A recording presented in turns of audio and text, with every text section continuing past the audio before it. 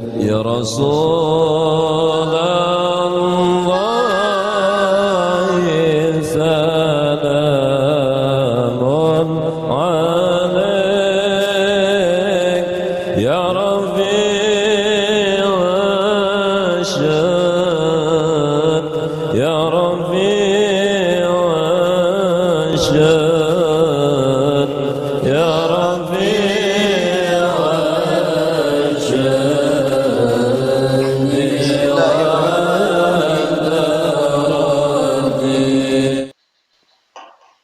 Bismillahirrahmanirrahim. Alhamdulillahi rabbil alamin wa bihi nasta'in ala umuri dunya waddin. Wassalatu wassalamu ala sayyidil mursalin wa imamil muttaqin sayyidina wa maulana Muhammadin wa ala alihi wa sahbihi ajma'in. Allahumma basalli wa sallim ala sayyidina Muhammad miftah babi rahmatillah adada ma fi ilmillah salatan wa salaman daimaini bidawami mulkillah wa ala alihi wa sahbihi wa man walah wa la hawla wa la quwwata illa billah.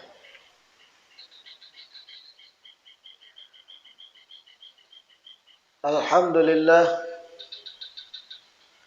segala puji semata dan senantiasa terhatur kehadirat Allah Subhanahu wa ta'ala yang masih melimpahkan nikmat sehat, nikmat afiat, panjang umur pada kita seberataan sehingga kembali malam Rabu berkumpul di majelis ini.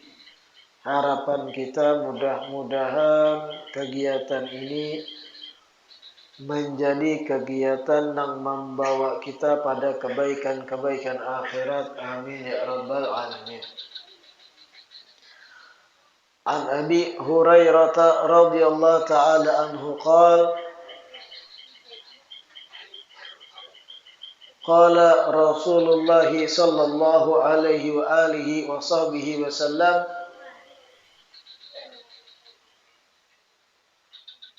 atakum ahlul Yaman hum araqqu afidatan wa alyanu quluban,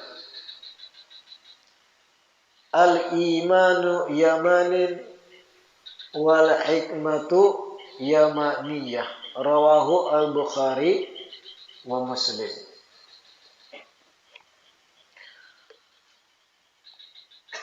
Hadis kedua dari kitab Nurul Iman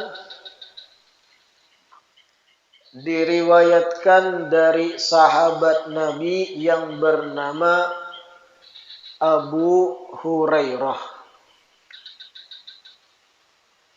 Sahabat Nabi Abu Hurairah itu nama asli beliau menurut pendapat umum ulama sejarah adalah Abdurrahman bin Sakhrin atau Abdurrahman bin Sakhr. Adapun Abu Hurairah itu galaran sidin. Apa arti Abu Hurairah? Bisa diartikan orang yang ketujuh memelihara kucing. Siapa yang memberi gelar sampai lengket, sampai wafat, gelar itu kada hilang. Di banyak ribuan hadis an Abi Hurairah dari seseorang yang ketujuh memelihara kucing. Dari seseorang yang ketujuh kucing. Ngaran asli sidin pun tenggelam. Siapa yang memberi gelar Abu Hurairah? yang mengawalinya Rasulullah sallallahu alaihi wasallam.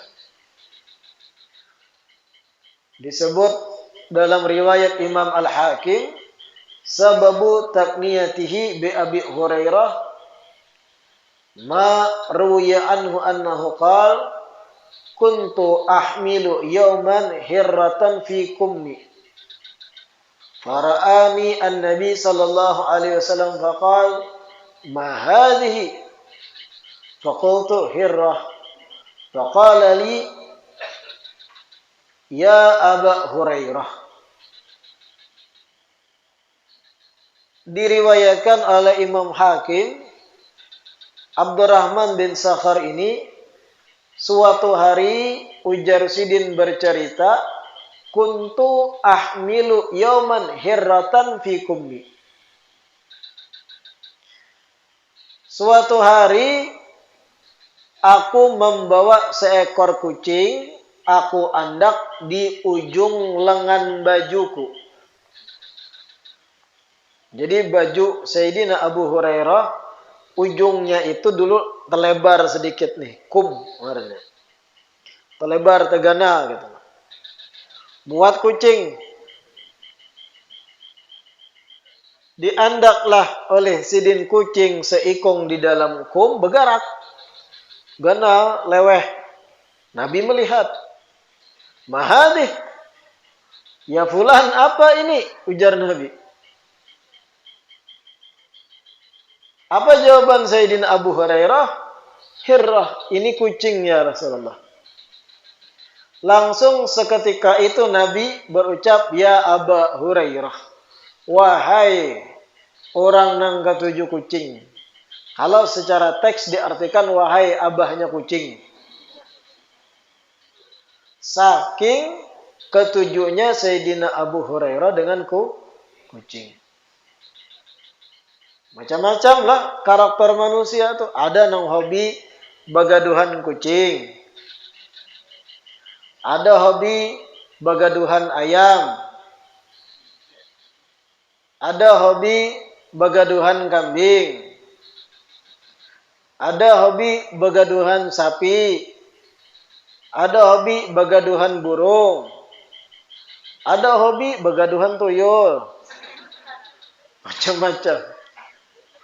Ya Aba Tuyul. Sayyidina Abu Hurairah ini termasuk pecinta kucing.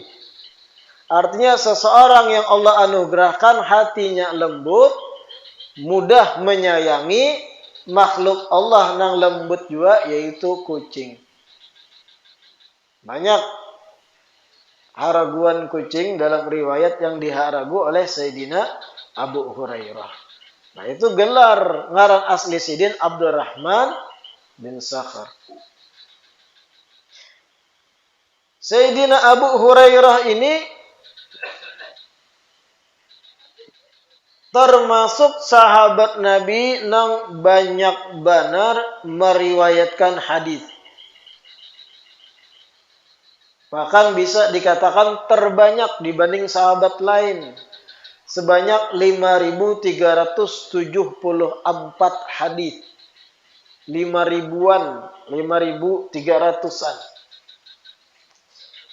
Sahabat-sahabat yang lain ada 2.000-an, ada ratusan. Artinya yang mereka hafal dan kemudian bersambung sanadnya sampai ulama hadis, yang terbanyak adalah Sayyidina Abu Hurairah, 5.300-an. Padahal Sayyidina Abu Hurairah ini belajar atau umpat Rasulullah sallallahu alaihi wasallam itu bukan dari semenjak Nabi di Mekah. Setelah Nabi hijrah ke Madinah dan bertahun-tahun di Madinah, saat perang Khaybar terjadi, hanya Sayyidina Abu Hurairah bergabung dari Dus daerahnya ke Madinah dan umpat lawan Nabi. Hanya beberapa tahun saja ringkas umpat Nabi. Beda dengan Sayyidina Abu Bakar dari awal.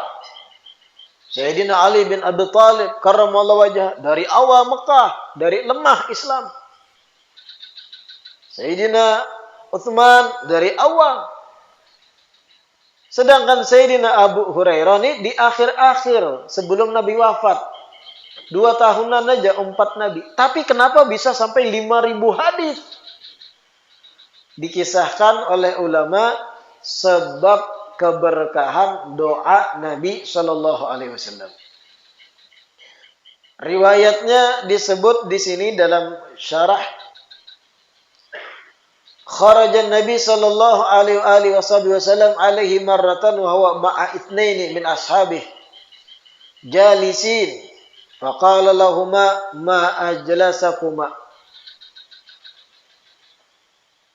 faqalu jalasna nad'u wa yu'ammin ba'duna ala ba'din faqala lahum hal usyarikukum fi ta'min faqalu na'am fada'al awwal fa'ammanu jami'an ودعا الثاني فأمنوا جميعا فقال أبو هريرة اللهم إني أسألك مما سألك صاحبي وأسألك علما نافعا فقال الاثنان ونحن يا رسول الله نريد علما نافعا فقال لهما سبقكم بها الغلام الدوسي ولذا كان أحفظ الصحابة ببركة دعاء النبي صلى الله عليه وسلم له بذلك. Kisah Sayyidina Abu Hurairah ini dapat doa dari Nabi suatu hari ketika Nabi berjalan.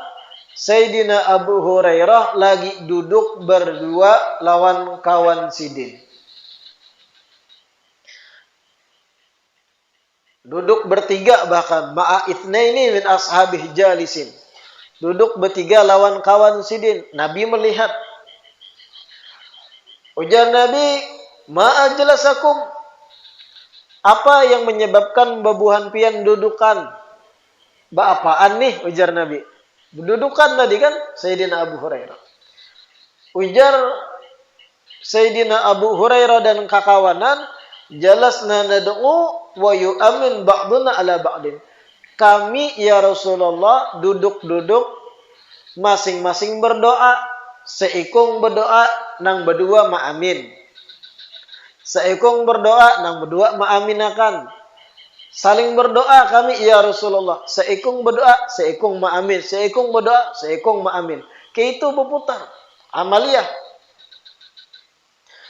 Ujar Nabi, hal usyarikukum fit ta'min, bolehkah ulun umpat ma'aminakan? Ujar Nabi. Nabi yang ma'aminakan gobul. Faqalu na'am, inggih ya Rasulullah. Ayo silakan aminakan. Akhirnya Nabi umpat duduk. Seorang dari kawan Abu Hurairah berdoa.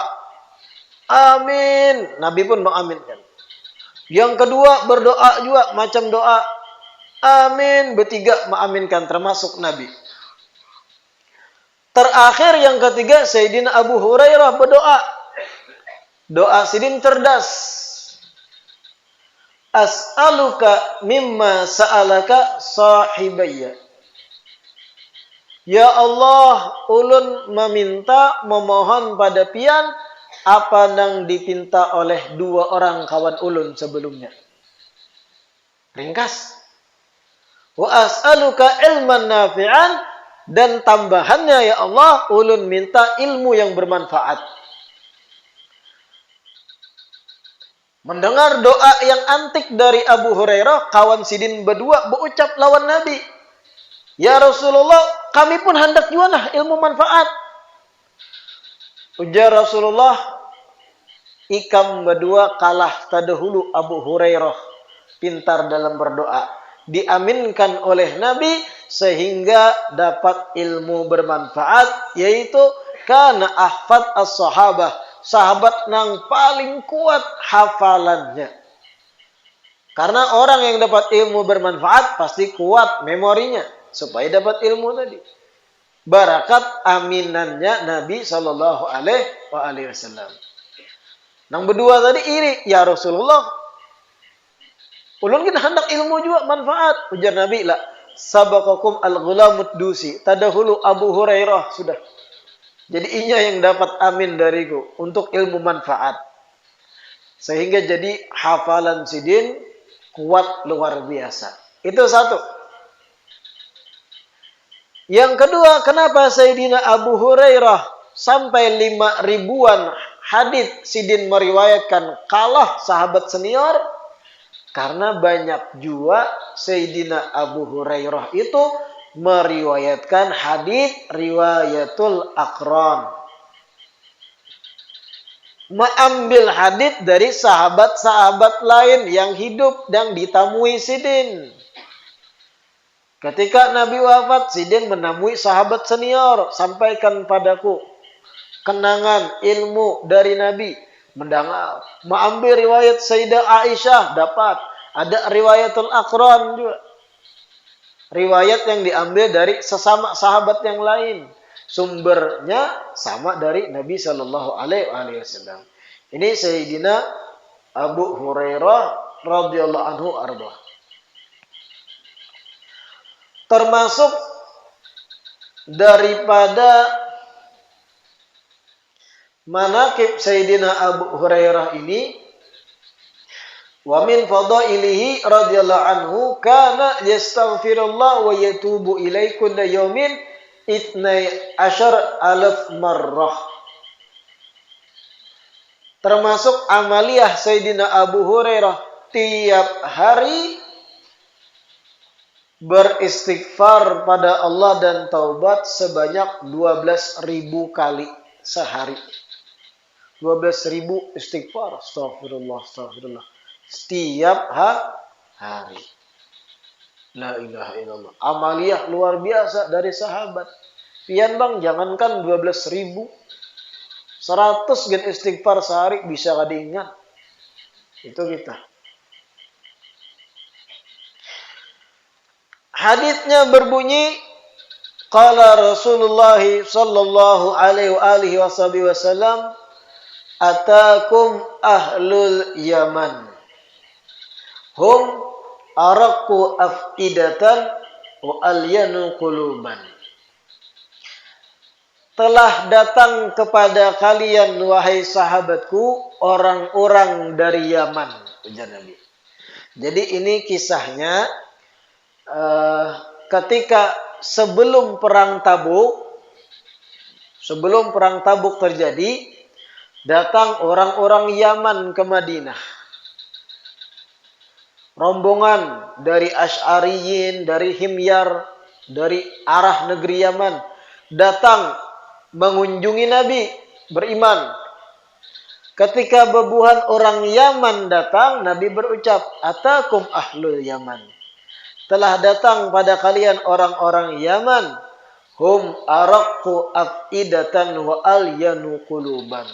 Mereka itu orang-orang Yaman adalah yang paling lembut hatinya. Hati orang Yaman itu araq, alyan, paling lembutnya hati, ujar Nabi sallallahu alaihi wasallam. Kenapa jadi sampai Nabi memuji orang Yaman? Karena orang Yaman ketika sampai dakwah risalah yang dibawa Nabi, mereka masuk Islam tanpa peperangan. Orang Yaman masuk Islam kada banyak protes, kada banyak cincong, kada banyak i'tirad, kalau pang diperangi dulu sebagaimana daerah-daerah lain harus perang, kalah perang, hanya masukkan Islam. Daerah Persia kada tunduk dulu, langsung lawan Islam, perang dahulu, hanya tunduk, kalah perang, hanya Islaman masukkan.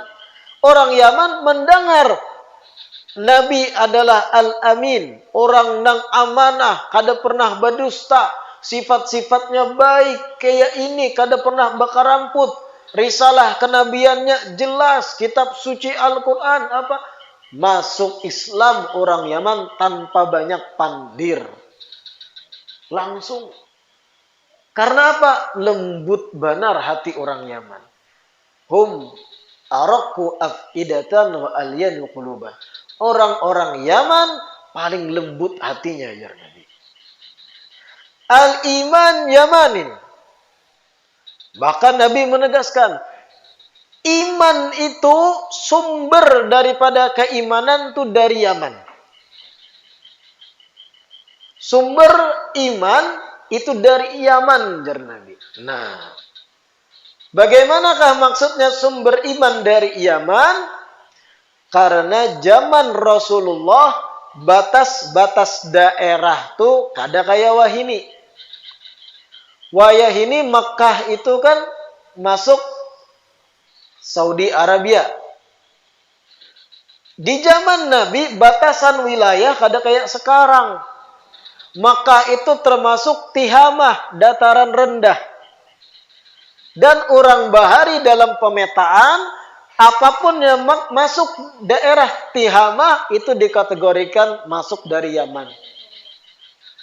Apapun daerah yang masuk wilayah Tihamah atau dataran rendah Arab zaman itu masuk batasan Yaman dahulu. Jadi yang dimaksud al-iman Yamanin, iman bersumber dari Yaman adalah bersumber dari Nabi Shallallahu Alaihi Wasallam yang lahir di Tihamah atau Makkah. Itu satu. Wal hikmatu yamaniyah, dan ilmu bermanfaat itu ada pada orang Yaman. Ay al ilmu nafi' indahum.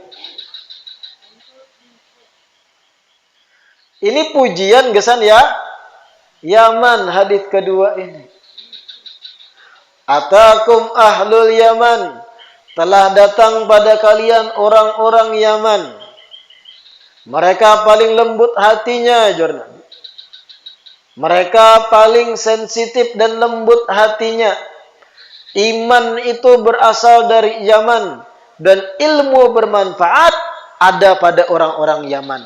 Menuntut ilmulah hikmah pada orang Yaman. Maksud Nabi. Apa pelajaran penting di sini?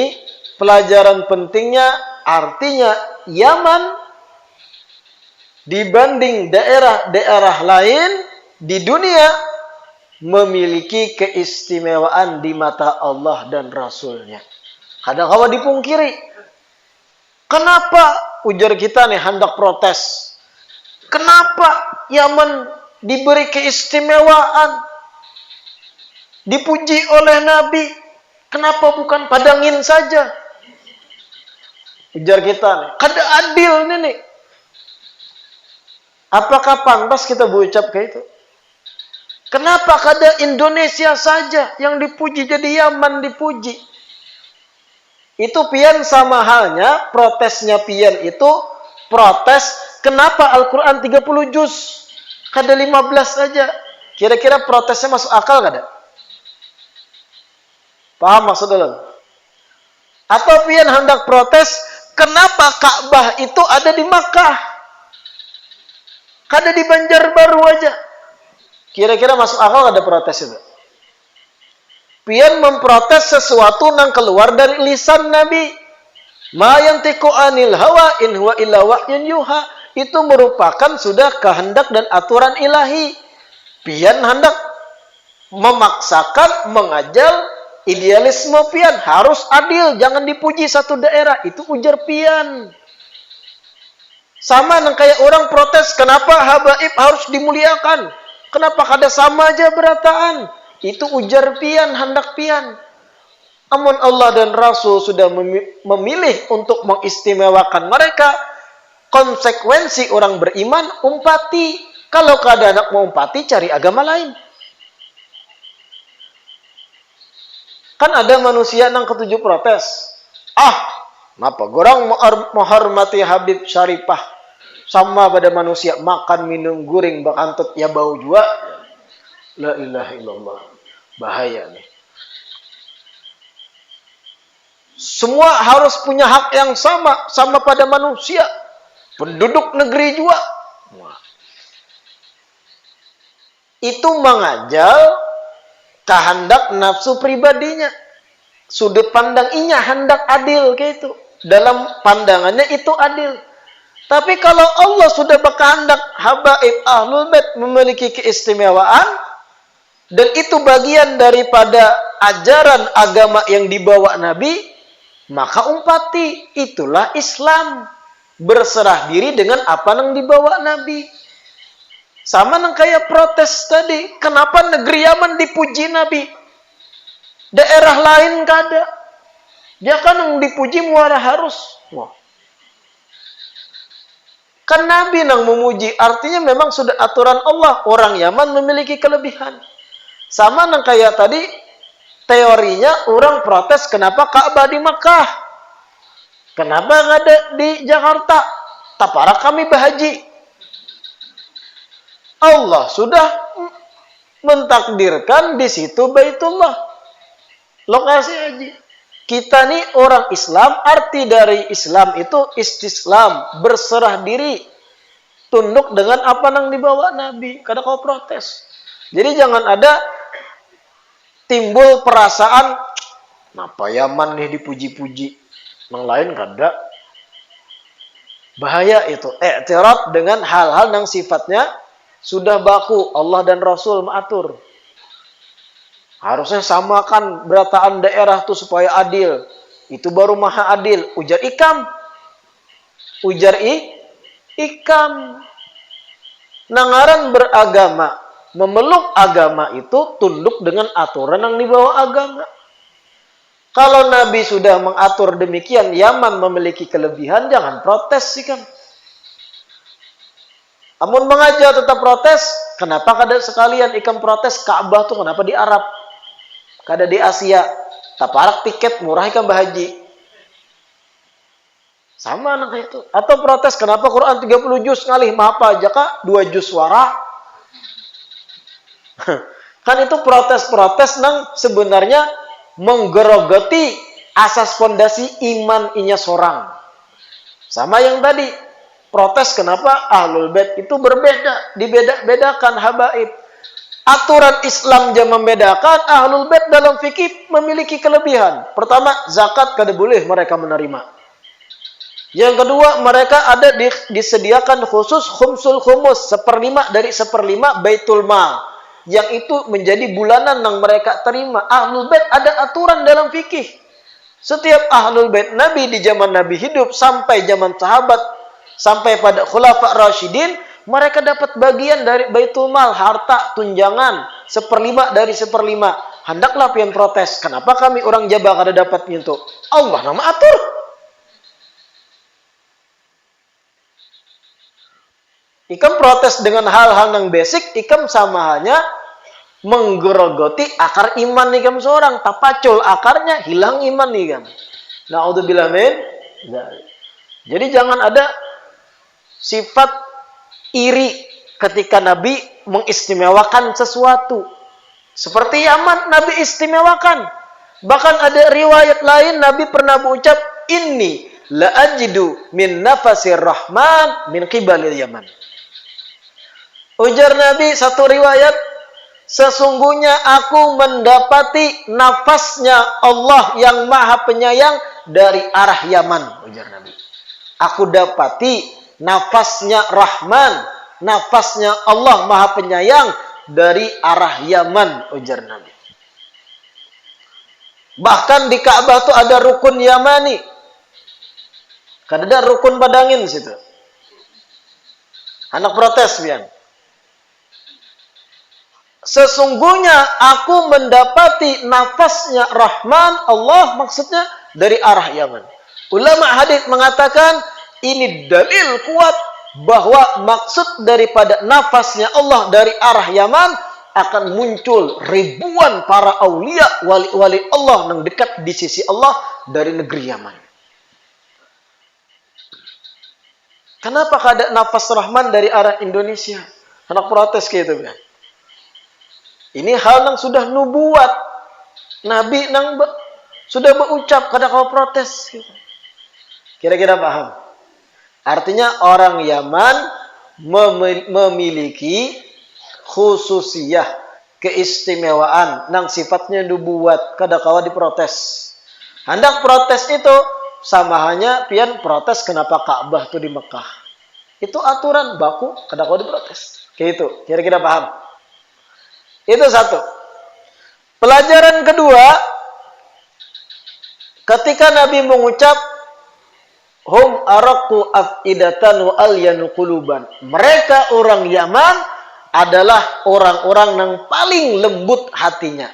Pakai wazan mubalaghah, paling lembut hatinya, jar Nabi. Artinya ada juga hati yang setengah lembut, ada hati nang karas. Apa pelajaran di balik ini? Masing-masing daerah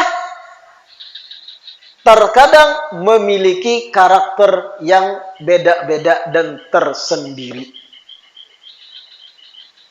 Itu pelajaran kalau dipetik dari hadis ini. Ketika Nabi mengatakan orang Yaman hatinya paling lembut, artinya di luar dari Yaman ada yang hati karas. Di luar dari Yaman ada yang setengah lembut. Daerah lain ada yang sulit menerima Islam, harus perang dahulu. Daerah lain ada yang karakternya bengis, perompak dan yang lain. Dan ini pun nampak di daerah kita. Lain daerah, lain kelakuan. Iya nggak ada? Orang Amuntai lawan orang Tanjung asli, beda karakternya. Orang Amuntai yang pasti bahasanya beda dulu. Ada sampai kadang. Kadang lembut bepandir. Bahkan ada lelucon bahari, kalau orang Amuntai hendak merampok, kada cucuk. Ini bahari nih. Harta apa nyawa? Bola ding. Karena lembut tutur katanya, karakternya lembut. Beda dengan daerah-daerah lain. Daerah Kaltim beda karakternya. Dan begitulah sudah sunnatullah. Lain suku, lain wilayah, lain tempat, lain-lain karakternya. Lain negeri, lain karakternya. Orang Asia lawan daerah orang Eropa, beda karakternya. Beda. Kadusa jauh-jauh antar negeri, nasional, orang Kalimantan, mohon maaf, dan orang luar Kalimantan, kadang beda karakternya. Masing-masing beda. Orang, mohon maaf, contoh dari Medan, lawan orang Banjarmasin, bepandernya beda. Orang Medan kebanyakan menggas bepander. Lai, pala bapak kau, bay. Pala bapak kau. Kasar. Tapi antar mereka itu biasa. Cuman kita nang biasa lembut tutur kata inggih pun kayak pahabar. Anak olahan kopi kah. Kan lembut kita. Mendengar tutur kata orang Medan kasar nih, boy berkelahi. Padahalnya biasa normal. Lain tempat, lain karakter. Begitu pelajaran penting dari ini juga. Hum araku afidatan wa alyanu quluban. Mereka orang Yaman paling lembut hatinya, paling sensitif hatinya, mudah beriman. Ada daerah lain yang kada berarti. Ada daerah lain yang lebih susah untuk menerima cahaya Islam. Perang dahulu, tunduk rajanya, hanya masuk Islam. Yaman gak ada. Nah itu. Kemudian lagi termasuk daripada keistimewaan Yaman disebut di syarah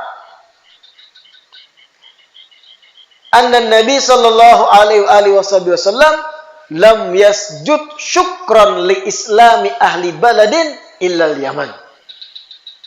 Rasulullah sallallahu alaihi wasallam tidak pernah sujud syukur karena masuknya satu negeri kepada agama Islam kecuali ketika orang Yaman masuk Islam. Sujud syukur Nabi. Kalau negeri lain tunduk masuk Islam, Nabi bersyukur tapi kada sampai sujud.